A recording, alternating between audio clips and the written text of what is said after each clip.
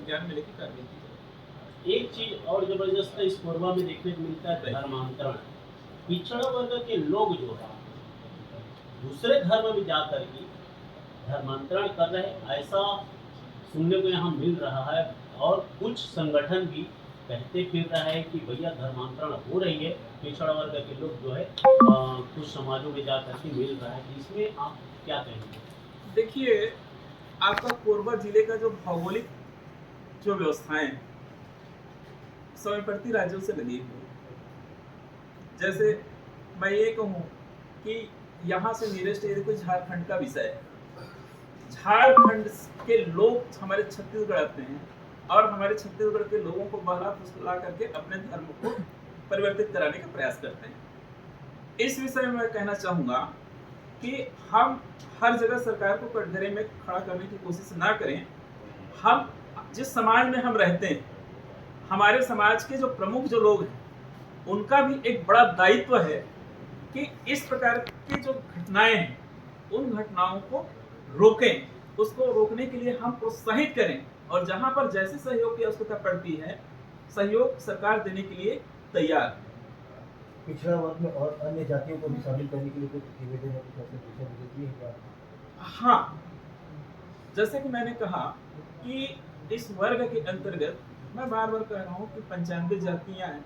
कुछ जातियां ऐसी हैं जो बाहर से माइग्रेट होके यहाँ पर आया हुआ है।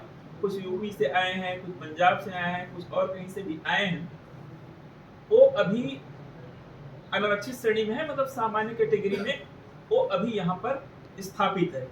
लेकिन राजनीतिक व्यवस्थाएं ऐसी होती है कि कहीं पर आरक्षण आ गया तो उनको ये लगता है कि हमारा जो हित जहाँ पर होना चाहिए वहाँ पे कवर नहीं हो पा रहा है।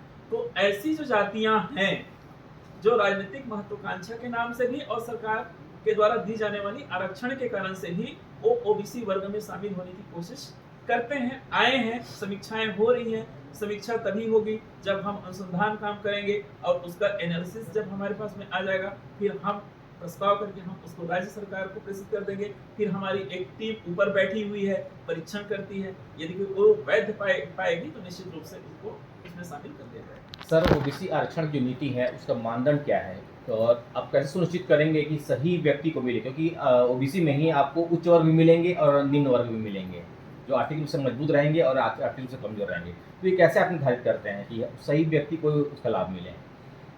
मैं तो चाहता हूँ कि ओबीसी वर्ग के सभी व्यक्ति को लाभ मिले, लेकिन सरकार का एक मापदंड है, एक सीमाएं हैं। उस सीमा के अंतर्गत जिसको हम चाहे एजुकेशन के क्षेत्र में हो, चाहे वो नौकरी के क्षेत्र में हो, सरकार की योजनाओं के लिए तो हम प्रयास कर रहे हैं। लेकिन इन विषयों पर एजुकेशन है, नौकरियां हैं, इसमें जो सीमाएं रेखांकित कर दी गई हैं, हम उसी आधार पर काम कर रहे हैं। और मैं चाहता हूं कि मेरा ओबीसी समाज बहुत तेज गति से आगे बढ़े और इससे बेहतर जो राज्य सरकार योजनाएं बना रही हैं, समाज का भी दायित्व है कि उन योजनाओं को उस अंतिम व्यक्ति तक पहुंचाएं और आर्थिक दृष्टि से जो कमजोर है, जिसका सकल घर का जो आय है वो कम है, उसको बढ़ाने में हम सबको सहयोग करना चाहिए। सर, छात्रावासों की कमी बहुत महत्वपूर्ण। देखिए, इस प्रकार की स्थिति जो है बहुत कम जगहों में है। हमने लगातार प्रयास किया है ऐसी वगैरह से बात करके, जिसके अंडर में ये हॉस्टल्स आते हैं। एससी की बहुत सारे हॉस्टल्स बने हुए हैं, लेकिन कई जगह खाली है।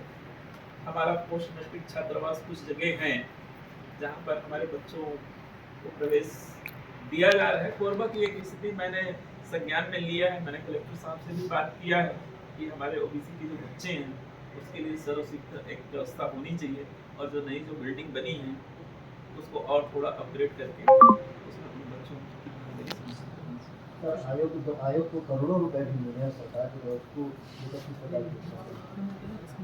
देखिए, आयोग का आप छत्तीसगढ़ राज्य पिछड़ा वर्ग आयोग का काम अलग है। छत्तीसगढ़ वर्ग कल्याण जो आयोग है, सबका काम बटा हुआ है। और इसके संदर्भ में बात बहुत ज़्यादा, क्योंकि हमारी एक सीमाएं हैं, उस सीमाओं से बाहर जाके मैं बात नहीं करूँ।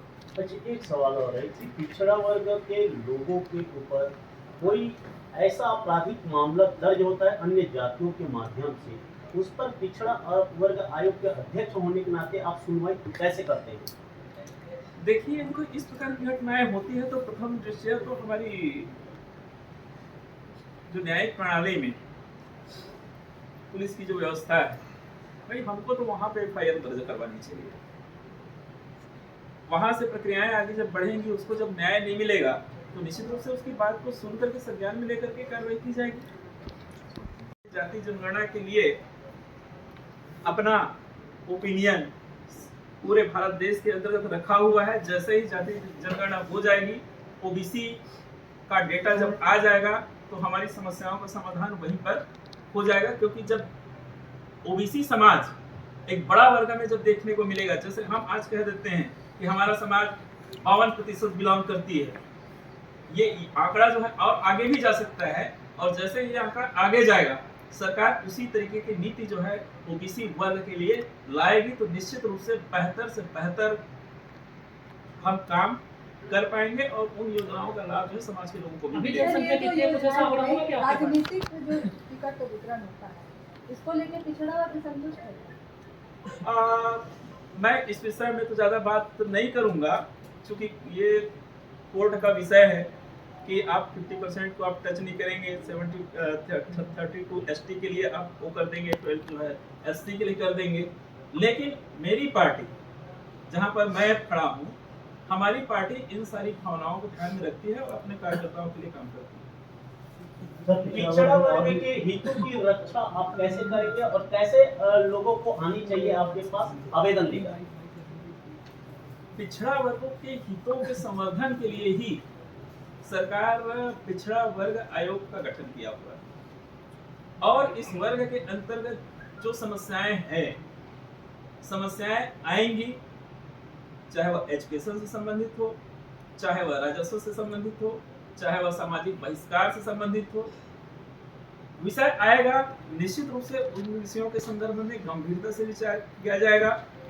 मेरे स्तर का विषय होगा तो निदान करने का प्रयास करूंगा, राज्य सरकार का स्तर का विषय होगा तो हम राज्य सरकार को संप्रेषित करेंगे और आग्रह करेंगे कि ऐसी समस्याओं का निदान जो है त्वरित रूप से की जाए।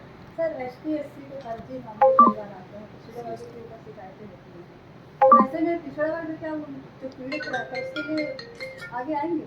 फर्जी शिकायतों में अगर कार्रवाई उनके ऊपर फर्जी शिकायतें करते हैं। एससी और एसटी ये दोनों विषय अलग अलग हैं।